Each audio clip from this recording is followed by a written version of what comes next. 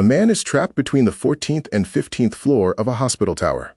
It's 2 a.m. The hallways are almost empty. The elevator doors won't open. And somewhere above him, hundreds of feet of machinery are still humming. Then a technician arrives. Not a firefighter, not a rescue squad.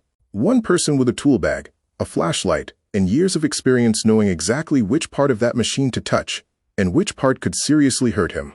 But here's the strange part. That technician didn't start out knowing any of this. He started by carrying someone else's tools. And by the time you reach the final level of this career, other technicians are calling you at 2 a.m. because they can't figure out what went wrong. So let's start at the bottom. Level 1.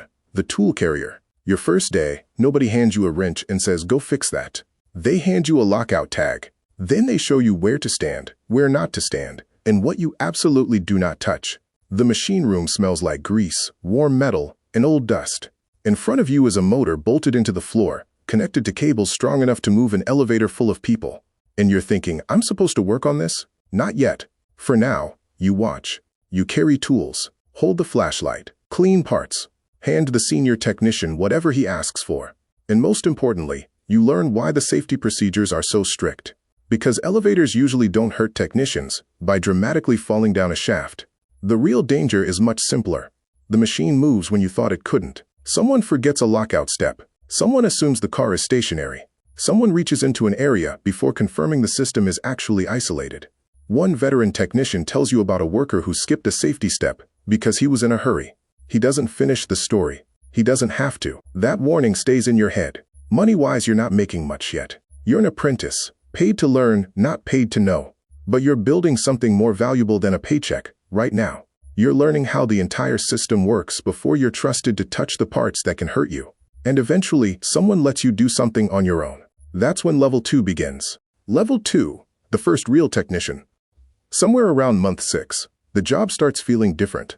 You're still supervised, but now you're actually doing things. You lubricate guide rails, test door sensors, check safety switches, inspect door operation, measure whether the elevator stops level with the floor. Because that tiny gap between the elevator floor and the hallway, a passenger might not even notice it. Someone carrying a box absolutely will. Then you get assigned a small service route. Maybe it's a few apartment buildings, an office, a hotel. You visit them on a schedule, month after month, checking equipment before it becomes a problem. And something weird happens. You start hearing things other people don't.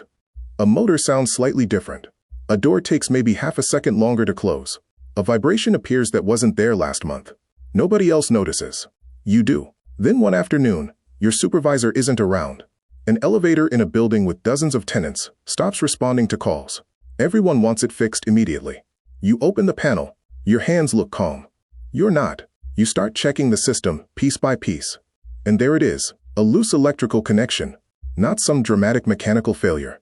Just one small connection that could easily be overlooked if you were rushing. You repair it.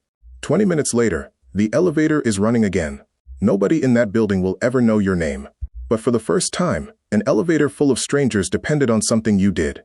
And that feeling, that's when you realize this might actually become a career. But then you discover something much harder than replacing a faulty part. Sometimes the elevator doesn't break when you're looking at it. Level 3, the troubleshooter. Here's the part nobody really explains when you start. Fixing something that's obviously broken is the easy version of this job. The hard version is fixing something that only breaks sometimes. An elevator stalls twice a week. A door randomly refuses to close. A safety circuit trips once every few days. Then you arrive with your tools, and suddenly everything works perfectly. You press the buttons.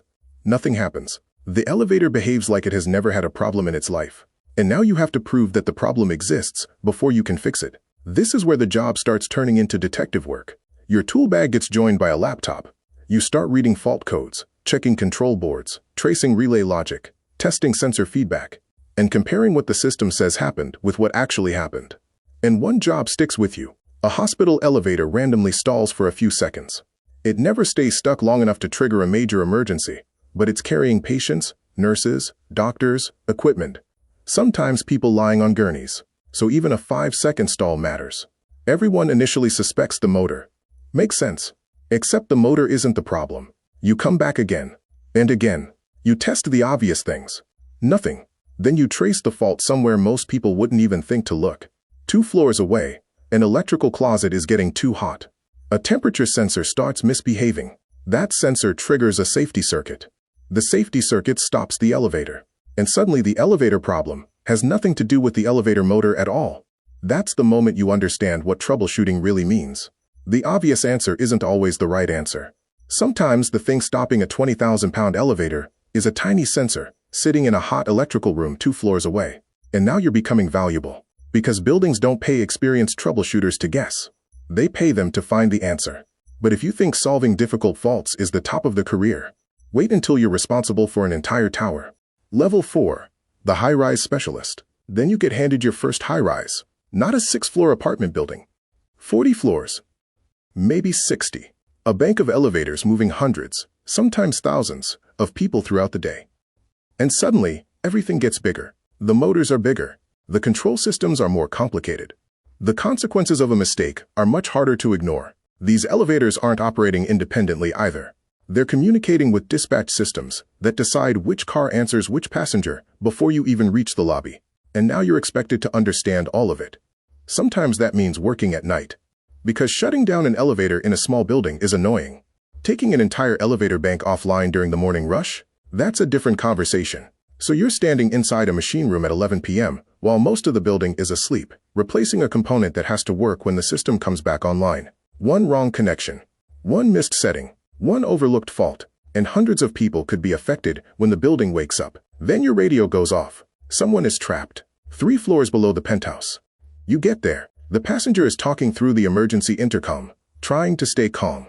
You're working from the other side of the doors, following the procedure you've practiced dozens of times. 5 minutes, 6, 7. It feels much longer. Then the doors finally open. The person steps out and thanks you like you just saved their life. And honestly, at that moment, you realize they might be right. But here's where the career gets interesting. Eventually, you stop being the person who gets called to fix the problem and become the person other technicians call when they can't fix it. Level 5, the specialist others call. Something changes when other technicians start calling you instead of the manufacturer's helpline. You get the jobs 3 other technicians already tried to fix. Old elevators, modified systems, fault codes that don't seem to match the actual problem. You've seen enough failures by now to recognize patterns other people miss. Then a property manager calls. 300 residents, 2 elevators, 1 working. The other keeps throwing the same fault code. Everything looks normal. So you start tracing the system. And eventually you find it. A software mismatch left behind after a partial update. The hardware is fine. The mechanical components are fine. The problem is buried in the way the controller and software are communicating. That's the difference at this level. You're no longer just replacing broken parts. You're figuring out why something that looks perfectly fine isn't working. And that's when your reputation starts spreading. Other technicians know your name. Property managers remember your number. People trust your judgment. And that's worth a lot more than simply being good with a wrench. Because eventually the calls stop coming during normal hours. They come at 2 a.m. Level 6, the one they call at 2 a.m., which brings us back to that hospital tower. It's 2 a.m. The elevator is stuck between the 14th and 15th floor. Years ago, walking into this machine room would have made you nervous. Now you hear the machinery and immediately notice something is wrong. You don't panic. You don't guess. You start checking the system. One thing, then another, and eventually, you find the fault. The elevator moves. The doors open. The passenger walks out. Then you notice the apprentice standing behind you. He's holding the same lockout tag you once held. He's watching everything you do. And suddenly, you hear yourself giving him the exact warning your first supervisor gave you years ago. Word for word. That's when you realize what this career really became. You've learned how complicated systems behave under pressure. You've learned how to stay calm when something goes wrong 40 floors above the ground. You've learned how to solve problems other people can't even explain. But most importantly, you've become the person people trust when they don't know what to do next. Remember that nervous apprentice from level 1? The kid who was afraid to touch anything. He's gone. Now you're the person buildings quietly depend on. Passengers probably won't know your name. They'll never see the hours you spent learning. They'll just step inside, press a button, and expect the doors to open. And that's the strange thing about becoming great at this career. The better you get, the less people notice you. Because when you're doing your job perfectly, nothing dramatic happens. The elevator simply arrives. The doors open. People get where they're going. Until 2 a.m., until the elevator stops. And suddenly, Everyone remembers how much they were, depending on someone they never even noticed. If you want to see what another career looks like from the very bottom to the very top, that's what this channel does. Stick around.